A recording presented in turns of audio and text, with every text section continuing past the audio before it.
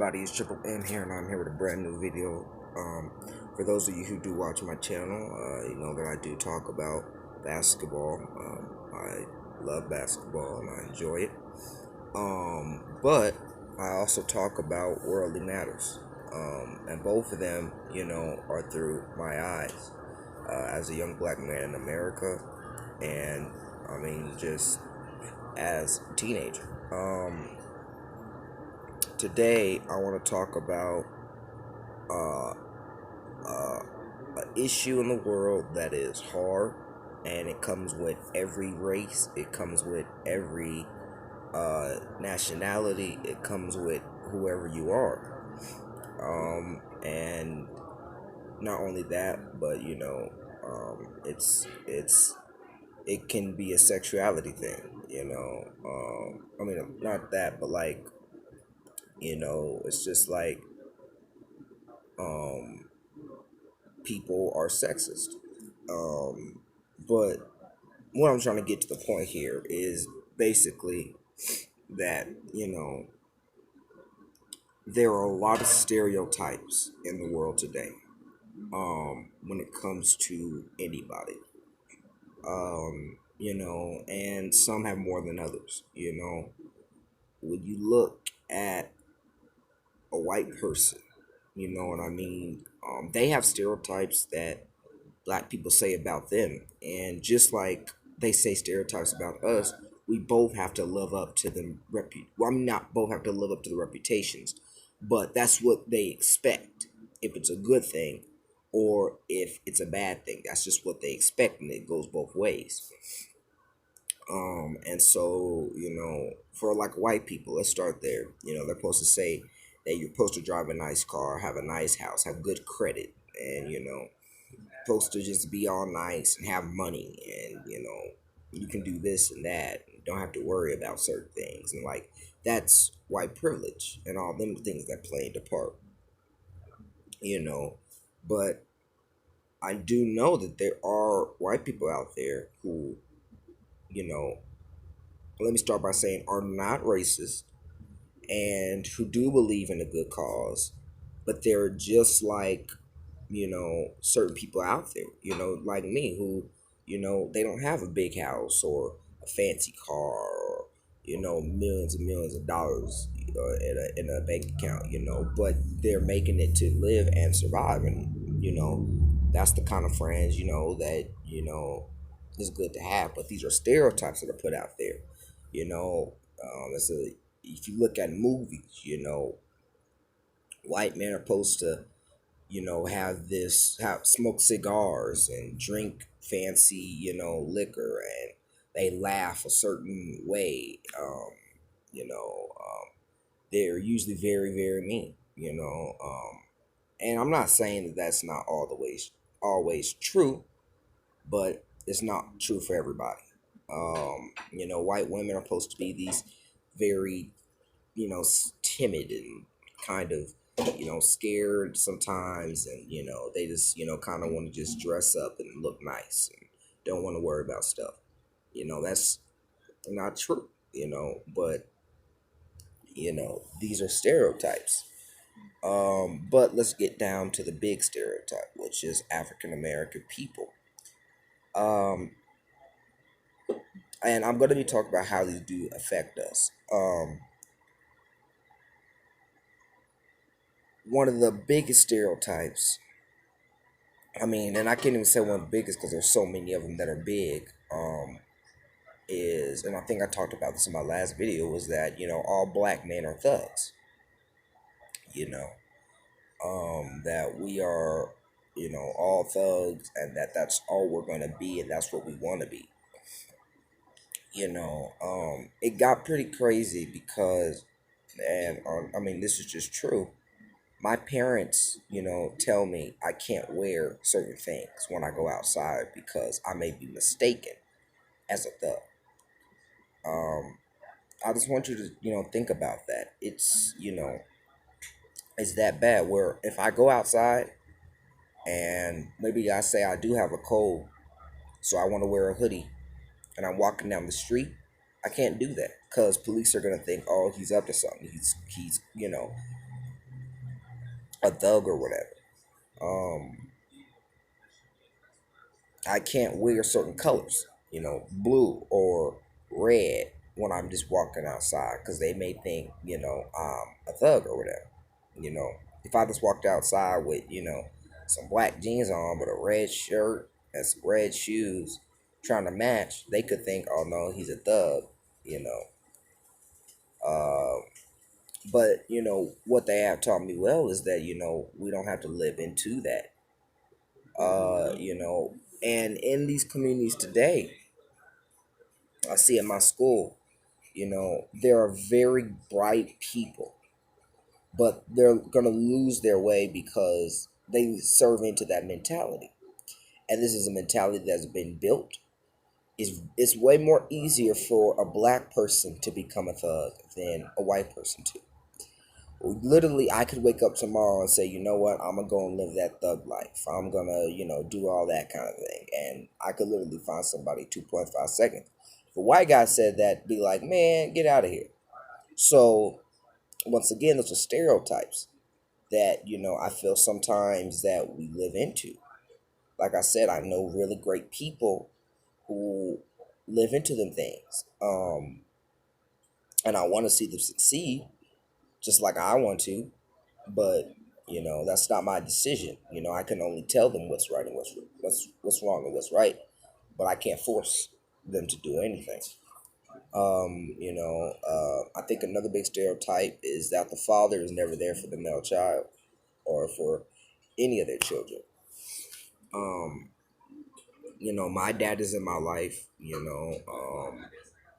and even though we've been through things, I respect him and I love him because, like a lot of fathers out there, they don't want nothing to do with their children. You know what I mean? It's hard and it's wrong, but I must say that this is just not. I mean, it's not all our fault. Don't get me wrong. There are African Americans dad out there who don't want nothing to do with their children, and it is true. But I'm sure there are white dads out there that don't want nothing to do with their children.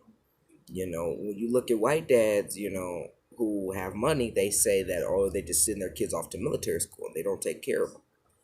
But if you're a black father, you don't have nothing to do with it. So for the both of these stereotypes, what's the difference? Well, the difference is the skin color because yeah, you send them off to military school. They look at that as more of a more respected factor. You know what I mean? Than if you're just not there. But I don't see the difference because it's there is no difference. I think another thing is that with this stereotype of black fathers not being there for their child, like I said, it's not all our fault. Because the police system is set up for that. They take these black men in and they take them away from their children, and then they're spending all this time in jail, and they can't do what they have to do. You know what I mean? They're not able to provide for their families because I know there are black dads out there who do want to provide for their families, who do want to do those things. But it's either one or two things. Either they know they'll never have the capability, and I'm not saying it's right to run away, but they know that with the world that they live in today, they'll never be able to have that chance at a fair life. And most likely they'll get taken off to jail, so then they can't be there for their child. Um, and like I talked about, in my earlier video, they do these things because they know they'll never be able to afford, you know, to live with their family on a regular job salary.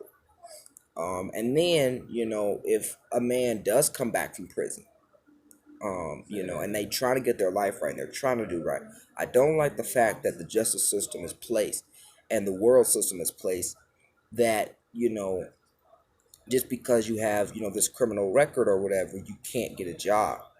And as a white person, you walk in there and it says, okay, you did, let's just say you stole, I don't know, something from 7-Eleven. Let's just say that, right? And let's say, I mean, no, that's not good. Okay, let's be real. So let's say you committed a crime of, basically helping some people jump somebody. You got caught. You went to jail, right? Now that white guy, he goes to jail. He's out of jail, all right? The black guy, he goes to jail. He's out of jail. And so when they go get the same job, let's say that black guy does have more experience than that white guy. We all know what's going to happen. They're going to look at the black guy and say, okay, yeah, you could do this, you can do that. And they're already going to have a biased opinion before you walk into a meeting.